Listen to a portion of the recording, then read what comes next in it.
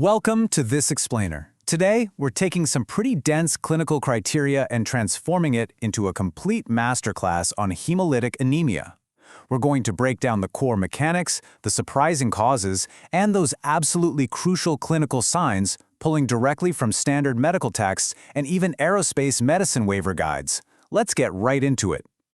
So, here is our game plan, using the Adapsicamp framework to map out exactly what you need to know.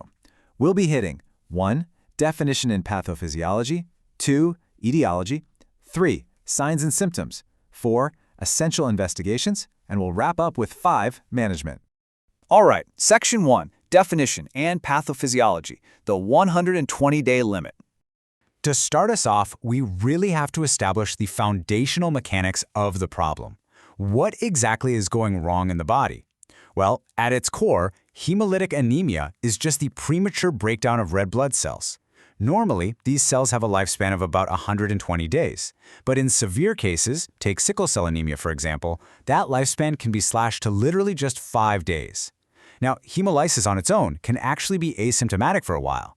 The actual anemia develops because the bone marrow simply cannot pump out new cells fast enough to compensate for this incredibly rapid destruction. It's a classic supply and demand crisis. And this brings us to a really helpful concept, our first rule of 2, the where and the how of the destruction. Think of it like dividing the battlefield into 2 distinct zones. First, you have intravascular hemolysis, where the cells are bursting directly within the blood circulation. Second, there's extravascular hemolysis. This happens out in the reticuloendothelial system. So mostly we're talking about the hungry macrophages waiting in the liver, the spleen, and the bone marrow. Knowing exactly where these red cells are dying is your very first step to figuring out why. Moving right along to Section 2, Etiology, inherited versus acquired. Let's see how knowing the where builds into the why. Now, I love how this slide cleanly separates what is usually a massive, intimidating list of causes into a really simple binary. Is it genetics or is it external forces? Over on the left, we've got our inherited causes, things like membrane defects, enzyme defects, and hemoglobinopathies. And on the right, the acquired causes.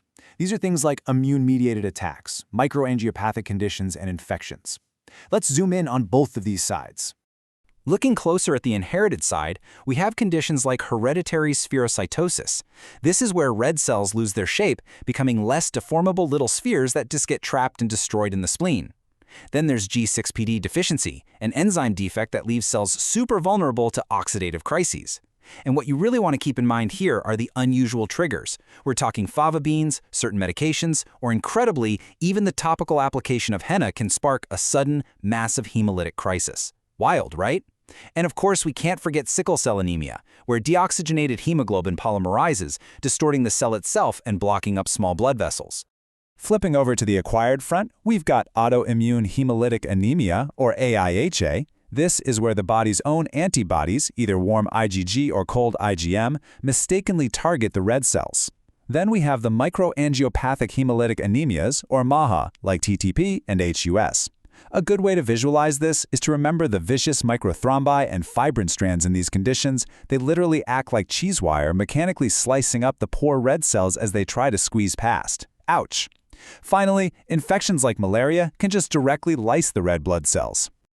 Okay, Section 3, Signs and Symptoms, from microscopic to macroscopic.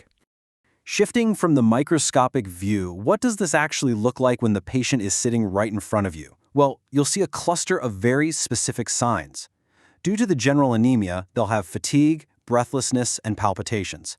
But then you get the specific hemolytic clues. Mild jaundice from all that unconjugated bilirubin, splenomegaly from the extravascular breakdown pooling in the spleen, and if it's chronic, they might even have pigmented calcium bilirubinate gallstones. But here is a really fascinating clinical pearl for you. The body is incredibly smart. It has intrinsic compensatory mechanisms, like increasing intracellular BPG, which actually shifts the oxygen-hemoglobin dissociation curve to the right.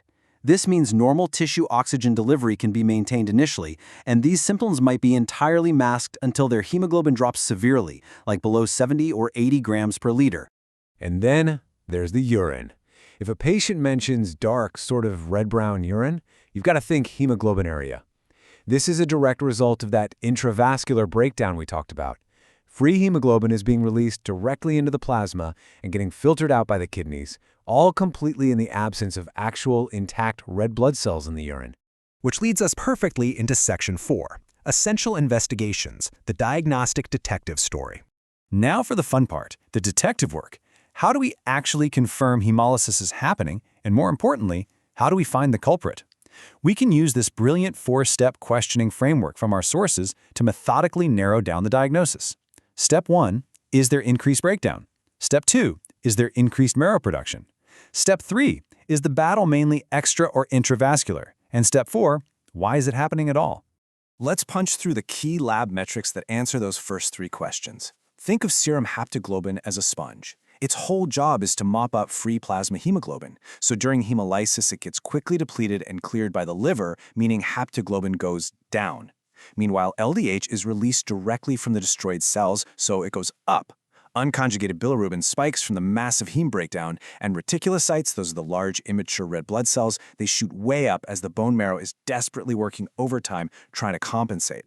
Once you look at those labs and confirm, yes, hemolysis is definitely happening, you hit the absolute most critical fork in the road.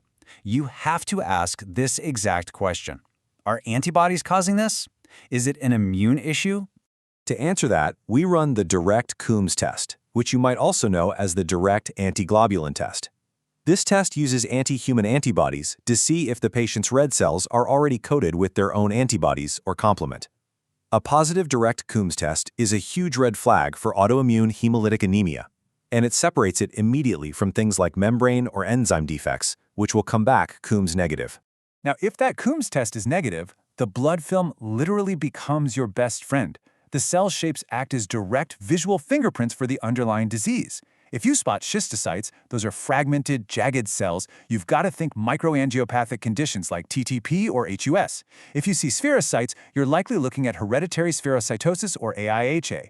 And if you see bite cells or blister cells, that's your classic indicator of G6PD deficiency, where the spleen has literally taken a bite out of the denatured hemoglobin. Finally, let's wrap up with Section 5, Management, Targeting the Root Cause. How do we actually fix this?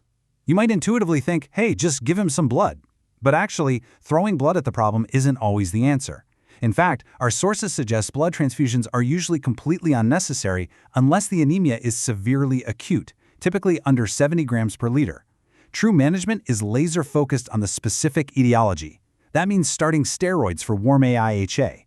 It might mean a splenectomy for certain patients with spherocytosis. For G6PD deficiency, it's as simple as avoiding triggers like those fava beans we talked about. But for TTP, that is an entirely different story. This quote right here hits the nail on the head and highlights a massive, massive clinical red flag. The unexplained combo of low platelets and anemia should sound alarm bells. TTP is a severe medical emergency featuring microangiopathic hemolytic anemia, low platelets, and fluctuating neurological signs. Missing TTP is fatal. We're talking mortality rates sometimes over 90% if left untreated. But if you catch it early, urgent plasma exchange is absolutely life-saving, pulling that mortality rate down to around 20%.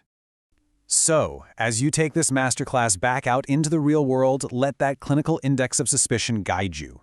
An unexplained drop in hemoglobin, a sudden spike in reticulocytes, a dip in haptoglobin. These are your clues. Follow the path, check that blood film, and you'll find the right diagnosis. I'll leave you with this to think about. Next time you see an anemic patient with a normal MCV and a touch of jaundice, could their red cells be under attack? Thanks so much for joining me for this explainer.